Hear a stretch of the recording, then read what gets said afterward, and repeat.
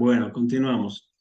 Les pido disculpas por el inconveniente. Entonces, hablábamos de que aquí lo que se debe realizar es la verificación del pulso carotidio. Como les decía, el pulso no debe ser pulsos distales, sino pulso carotidio, pulso femoral. Eh, Cuando utilizar el talón de una mano en la mitad inferior del esternón, en el medio del pecho. Por favor, silencian el micrófono que está por allá escuchándose.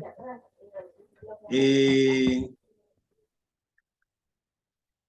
Es importante que sepamos que el corazón, aún nosotros siendo trabajadores de la salud, aún caemos en el error de pensar que el corazón se encuentra en la parte izquierda del tórax.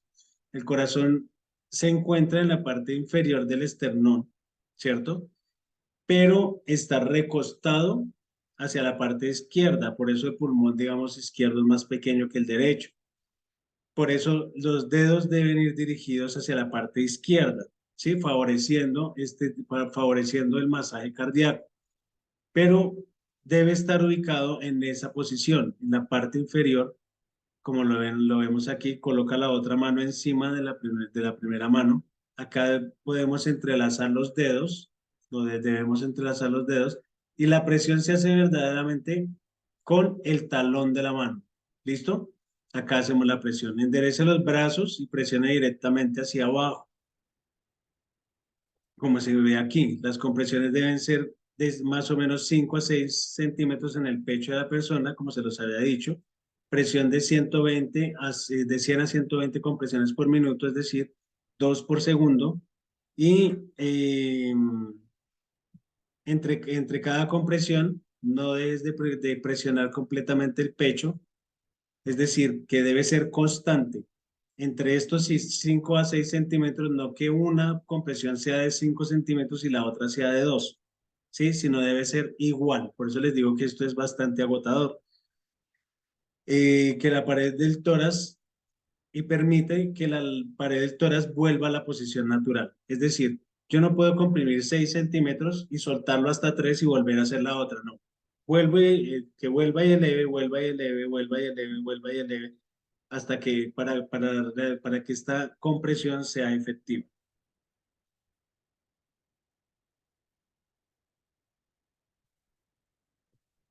Listo. Entre cada compresión no dejes de presionar completamente la pared del pecho y permitas que la pared del tórax vuelva a su posición natural. ¿Listo? Después de 30 compresiones, aquí yo hice esta tablita, muy interesante, es con la mano en la frente, es lo que tiene que ver con las vías aéreas. Entonces, abre las vías aéreas. ¿Cómo? Mano, mano en la frente, con el dedo índice y medio en la mandíbula, es decir, con los dos deditos, ¿cierto? Dedo índice y dedo medio en la mandíbula inferior y se levanta.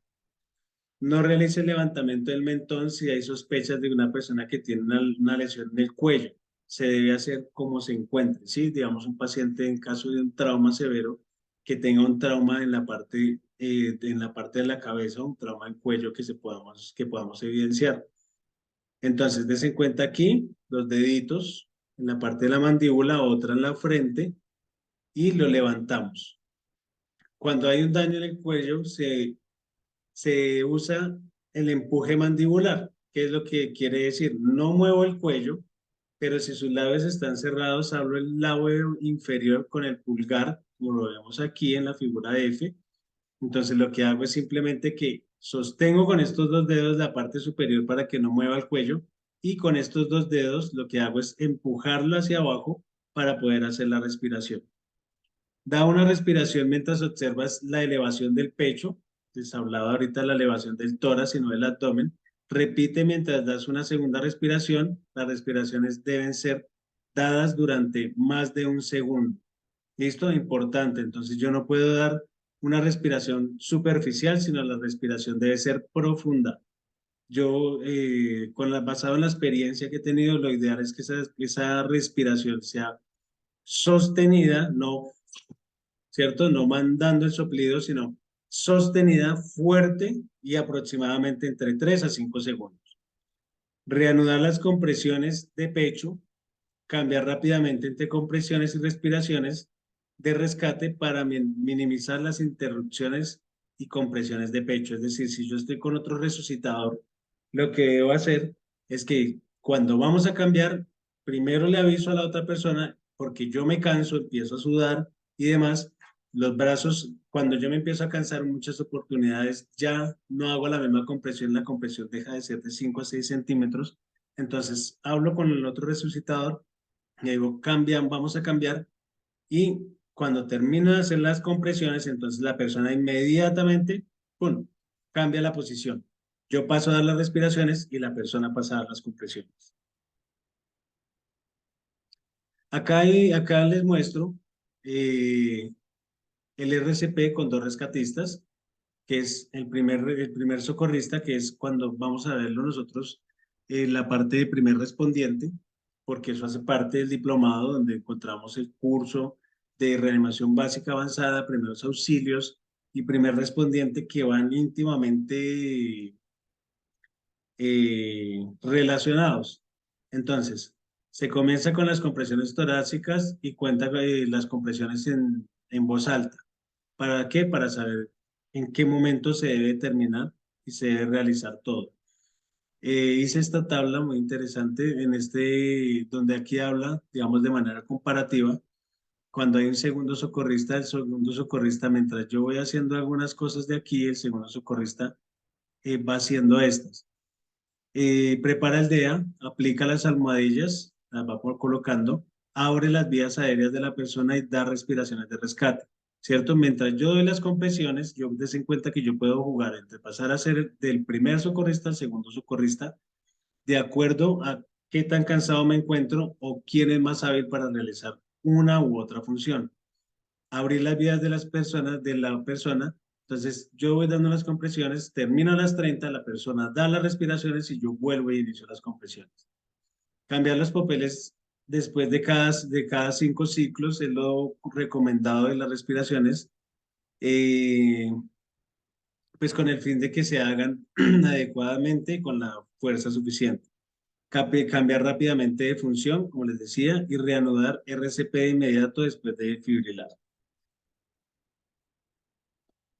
Ventilación y tipos de respiración. Entonces está la boca máscara, que es cuando tenemos algún tipo, este tipo de máscaras, pero como les digo, difícilmente, digamos, estas máscaras las podríamos encontrar en sitios de manejo intermedio, donde hay niños como lo que veíamos en la fundación, digamos que no tenemos implementos médicos avanzados, pero podemos contar con una máscara como estas.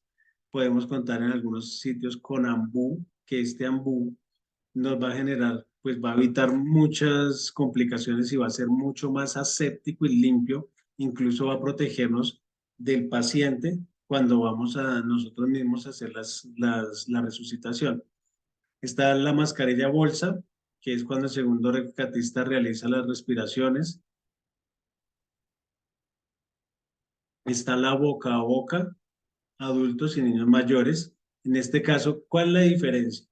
La diferencia de estos dos es que acá se debe pellizcar la nariz para que el aire que yo envío, si se dan cuenta, que yo envío por acá no se salga por la nariz, porque de nada sirve que yo no sé, que no se esté yendo, yo me aseguré de que no se está yendo a tracto gastrointestinal, pero de igual manera el aire que ingresa por acá se me está saliendo por acá. Entonces, tapo la nariz y genero la respiración. Ten en cuenta el ciclo.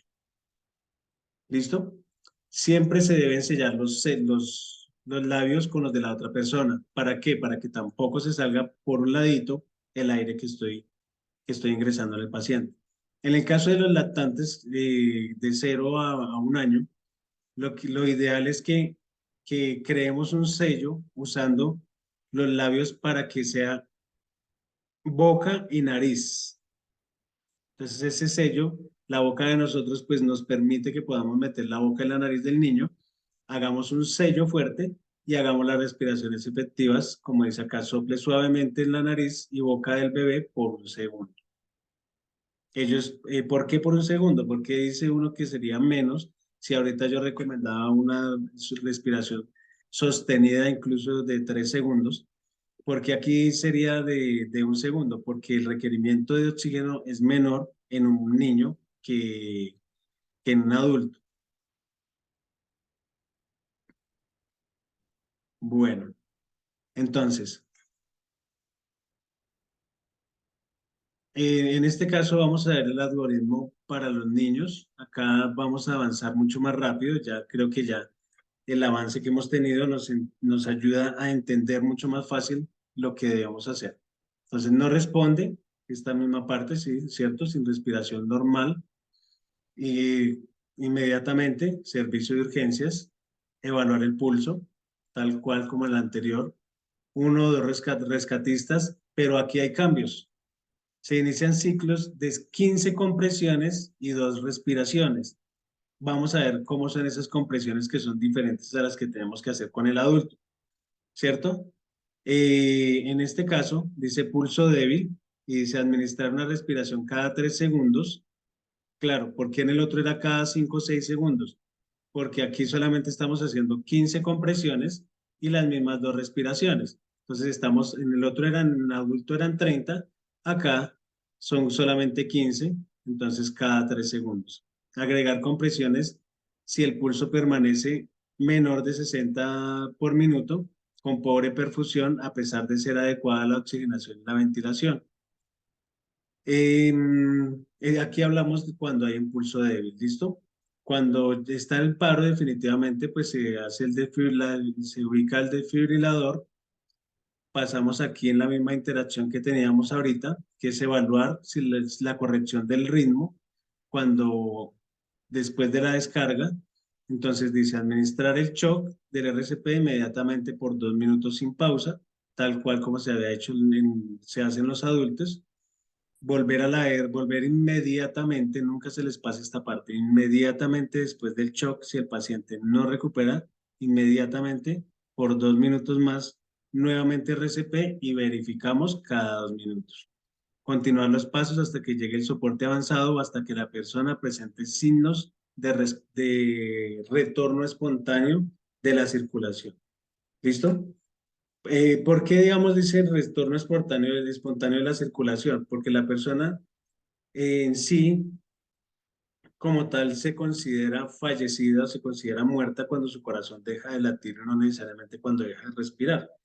Entonces, si la persona ya tiene su corazón, eh, tiene un retorno espontáneo de la circulación, es decir, su corazón empieza a bombear, empieza nuevamente a restablecer su sistema circulatorio, el soporte ventilatorio es mucho más fácil que nosotros lo podamos dar y eso, mientras que yo puedo estar dándole respiraciones a un paciente, pero si su corazón no funciona, pues no sirve de nada. Y viceversa, si nosotros eh, hacemos, si el corazón está funcionando adecuadamente, pero no tiene respiración, nosotros sí le podemos asistir la respiración. Listo. El RCP en niños. Aquí vamos a ver en este tipo de niños cuáles son las diferencias y recomendaciones. Tomar el pulso braquial, entonces des en cuenta que aquí es mucho más marcado el pulso acá en el niño que el pulso carotidio en los adultos. Llamar a emergencias usando 2 dedos. Des en cuenta. Estos 2 dedos se puede hacer de esta manera, como lo dice aquí en la figura B, de esta manera o de esta manera rodeando el tórax con los 2 pulgares se puede realizar las compresiones torácicas, es decir, no vamos a realizar lo mismo que hacíamos con los adultos porque podemos fracturar el esternón o fracturar las costillas y sin necesidad que y la profundidad de la compresión debe ser casi siempre yo trato de que se maneje con un tercio medio, perdón, con un tercio del tórax, la compresión, pero aquí, digamos, en el adulto debe ser de 5 a 6 centímetros, en la profundidad de los niños debe ser de 4 centímetros. ¿Listo? Entonces aquí vemos las diferentes maniobras, como debemos mirarlo, y entonces hacemos verificación, reanimación, compresiones torácicas desde estas 2 maneras, ya saben, 15, después hacemos las 2 respiraciones y volvemos y verificamos en cuánto tiempo, en 2 minutos, que se haya restablecido la circulación. no se restableció, volvemos aquí, o aquí, de alguna de las dos formas, volvemos a respiración, 2 minutos y volvemos y miramos aquí. ¿Cuántas compresiones? 15. ¿Cuántas respiraciones? Tanto en adultos como en niños, 2 respiraciones. Acá es una tablita comparativa que les realicé pues para que queden mucho más claro lo que ya hemos venido viendo. Simplemente es que la revisen, ¿cierto? Como en adultos, cuántas son las compresiones, cuántas son las respiraciones y qué es lo que se debe buscar para que se haga de manera adecuada. Y recuerden, tomar la acción correcta, rápida y confiadamente puede marcar la diferencia entre la vida y la muerte para una persona que sufre un paro cardíaco. Los invitamos o los invito a que vean el video para que afiancen los conocimientos. Por favor, no se queden sin revisar estas clases, de revisar sus contenidos, los contenidos que se les envía y vean el video. Vean el video porque es muy enriquecedor. El video no he visto cuánto dura, aproximadamente creo que dura como de 30 a 40 minutos, pero ustedes van a evidenciar en ese video que les va a aclarar muchas de las cosas. Además, es un médico muy importante, un profesor de medicina de la Universidad de Antioquia, y es enfocado exclusivamente a eso, al soporte vital básico. No sé si alguien tenga dudas. Aquí está la parte del video que ustedes tienen en sus diapositivas.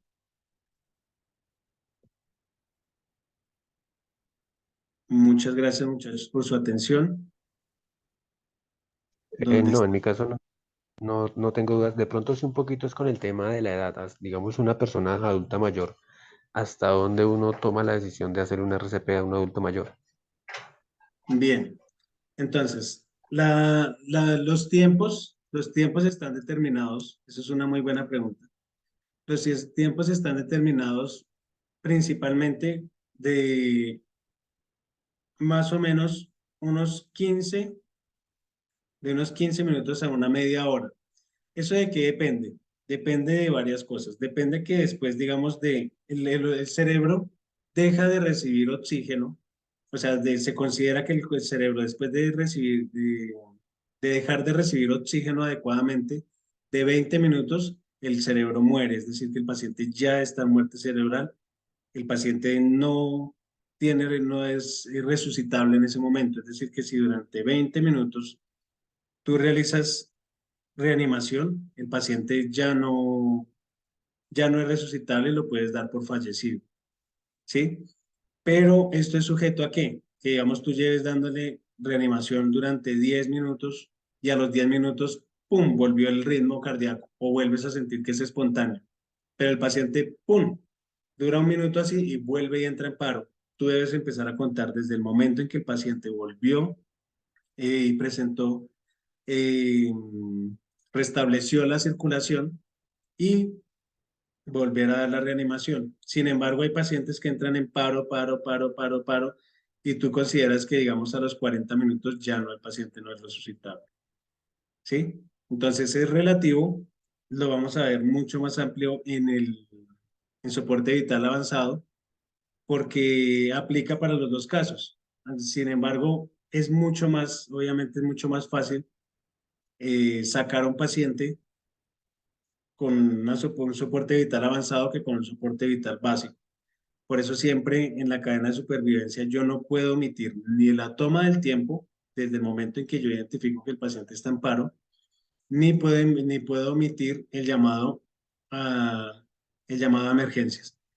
Porque si yo no tomo el tiempo, no sé cuánto tiempo lleva el paciente en reanimación, no sé cuánto tiempo lleva el paciente en paro.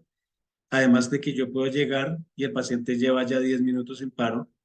eh, Y ese tiempo muerto, que llamémoslo de esa manera, cuando yo llego, pues obviamente vamos a encontrar que el paciente ya va a ser mucho más difícil de resucitar porque mucho tejido ya pudo haber muerto. Cuando el paciente principalmente se considera muerte cerebral, el paciente ya no es resucitable. Después de 20 a 30 minutos, el paciente sin haber obtenido respuesta, el paciente no se debe seguir resucitando. Las causas, muy buena pregunta. Las causas se las voy a dar en lo que tiene que ver con soporte avanzado. ¿Alguien más tiene preguntas?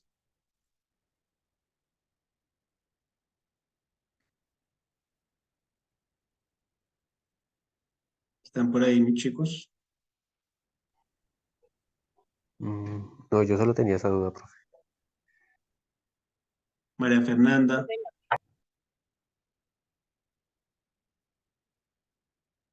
María Fernanda, ¿te quedó claro? Jessica, Mónica, Profe, todo Sí, claro. señor, sí, quedó claro. Muchísimas ¿todo bien? Listo. Bueno, de igual manera la grabación de la sesión quedó, yo se las hago llegar apenas la suba a YouTube. Y espero que les haya gustado, espero que haya sido una buena introducción. Cuando pasemos a soporte vital avanzado, vamos a ver que es muy enriquecedor. Vamos a empezar a hablar otra terminología, va a ser extenso, por lo que yo les pido mucha colaboración a ustedes con lo que tiene que ver con la lectura de lo que yo les envíe, ¿sí? Por favor. ¿Por qué? Porque ahí ya se empieza a fraccionar en ciertas cosas. Como yo les digo a ustedes, acá, digamos, yo les digo, el paciente llegó en paro y arranquemos del paro.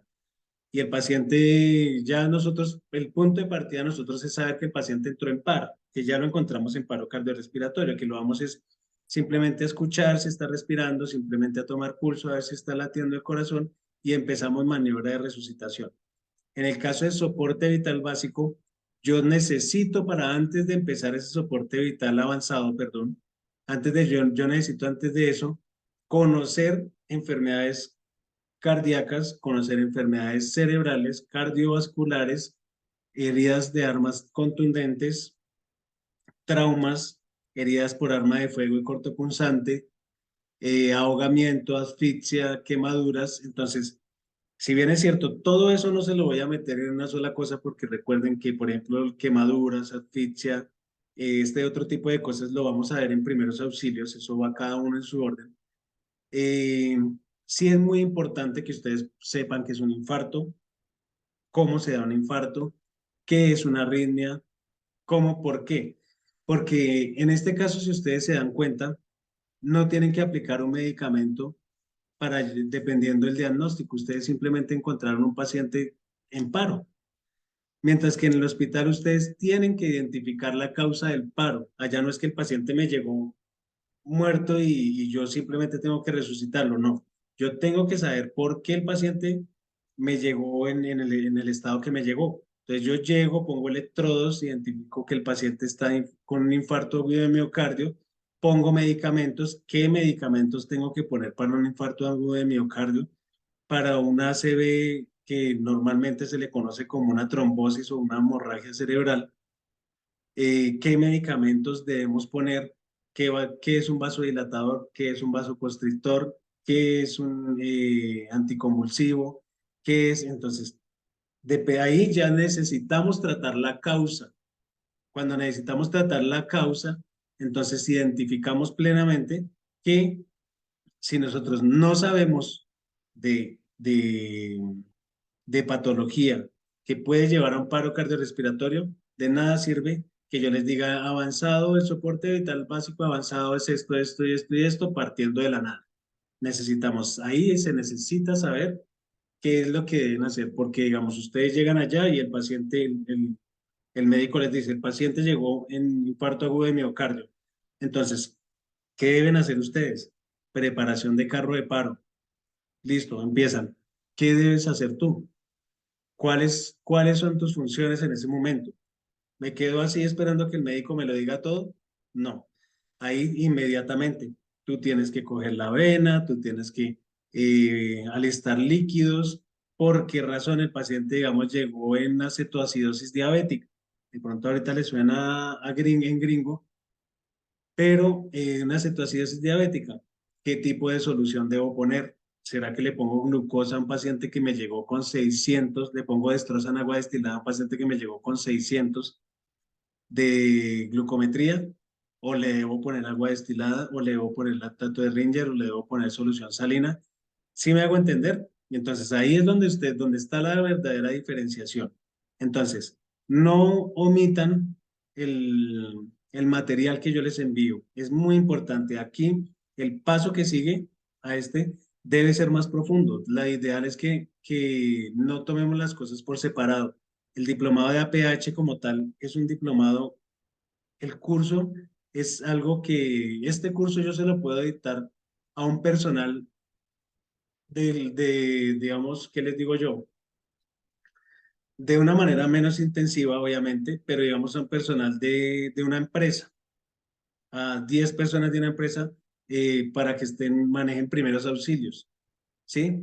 Pero la idea es que nosotros no nos quedemos ahí, la idea es que nosotros nos metamos porque es que nosotros somos trabajadores de la salud, nosotros no nos podemos quedar hablando en términos, se los dije en ocasiones a algunos de mis estudiantes, yo no puedo seguir diciendo que el paciente tiene el azúcar alta, ¿cierto? Eso lo sabe la abuelita de uno, lo sabe el vecino, no.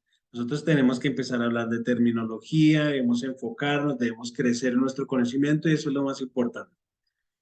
Listo, muchachos. Entonces no les quito más tiempo, sé que están cansados. Yo les aviso de la próxima reunión y les empiezo a enviar información. La información, el documento que les envié hoy es un documento que según la Organización Mundial de la Salud es el más actual. Es actual de esos lineamientos, están del 2020 proyectados al 2025. Es para que lo revisen. Las clases igual las voy a subir para las personas que no estuvieron. Y también para ustedes mismos, si las quieren volver a revisar, las quieren volver a ver, entonces no sobra que se pongan sus audífonos, que vayan revisando, vayan escuchándolas en el bus y también, por favor, de manera audiovisual, vean el video. No se imaginan el avance tan grande que pueden obtener al ver el video. ¿Listo, muchachos? Vale, mi profe. Sí, Listo. profe. Entonces, que Dios los bendiga, cuídense mucho y espero que sigamos avanzando en este proceso. Que tengan una feliz noche. Bendiciones. Que descanse, mi profe. Profe. Muchas gracias.